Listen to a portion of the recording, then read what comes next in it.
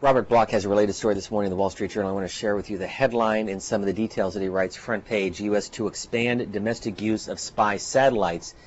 He says the U.S.'s top intelligence official has greatly expanded the range of federal and local authorities who can get access to information from the nation's vast network of spy satellites in the U.S.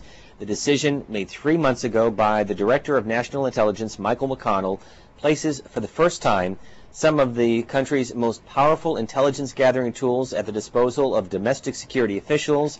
The move, by the way, was authorized back on May 25th in a memo sent to the Homeland Security Secretary Michael Chertoff, asking for his department to facilitate access to the spy network on behalf of civilian agencies and law enforcement.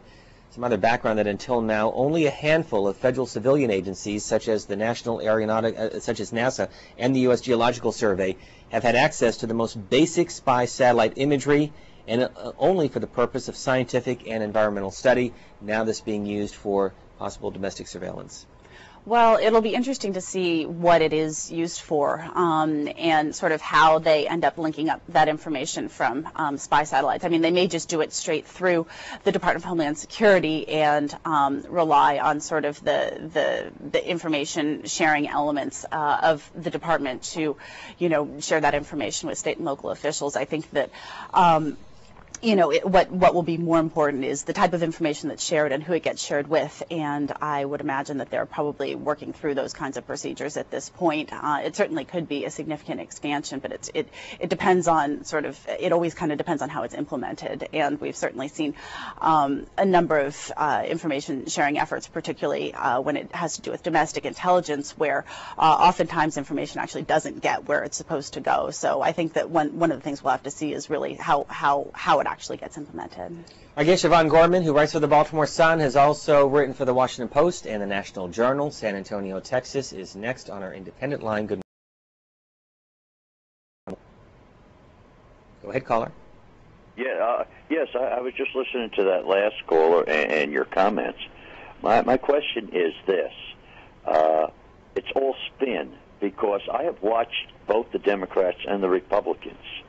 However, this ongoing browbeating of the Democrats was all done at the time of hype. How can you be able to do a job when you're denied the access to the necessary papers and people that you've got to talk to find out what's going on? This administration has done nothing but spin, block, stall, and obstruct, and it's totally ineffective. We went through 2 great world wars. We went through 2 major police actions, and none of the presidents ever violated a person's or the country's rights the way this president and this obstructionist party has done. And I'm really, really concerned. He can't seem to do anything. The enemy is over there, not over here. Well, caller, let me take your point, though. Let me take your point. And go back to the caller from Salisbury, Maryland, who said that maybe one of the reasons why we haven't had an attack in the U.S. is because intelligence officials have been intercepting possible terrorist activities here in this country. No, I find that very, very hard to believe. I followed the dark side there, Mr. Cheney, for years. He has connections with Brown in Australia. He had connections with the past minister during the apartheid in South Africa. I do not trust. I'm checking. Everybody that's in this administration followed Daddy Bush into the Reagan administration, into Mr. Bush's administration, bypassed the Clinton administration, and now almost everybody from the Iran-Contra thing is reinstalled back into the present administration, right on track, totally disassembling. It's for corporation, not about America. Okay. Siobhan Gorman.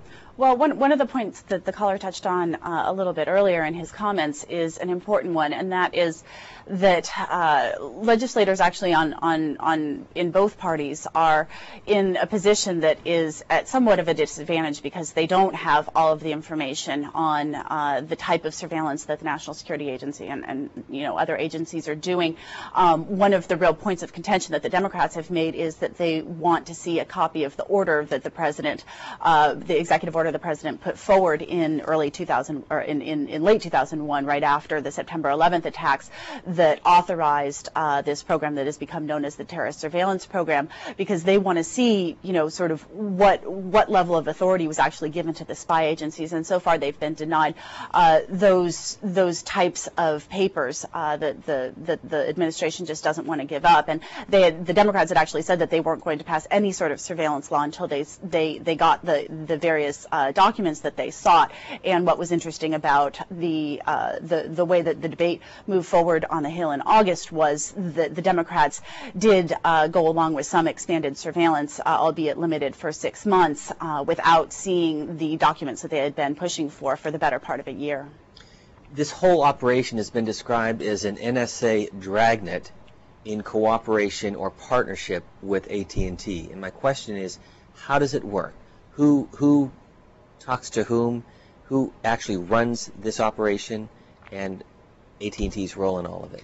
Well, these are things that we don't necessarily know. We can just talk about what's been alleged. And one of the key witnesses in the AT&T case is a man by the name of Mark Klein, who is a former AT&T employee, and he is the person who obtained and made public some of the documents that showed how this secret room where only NSA access is allowed, only NSA clearance, you can only go in it if you have clearance by the NSA.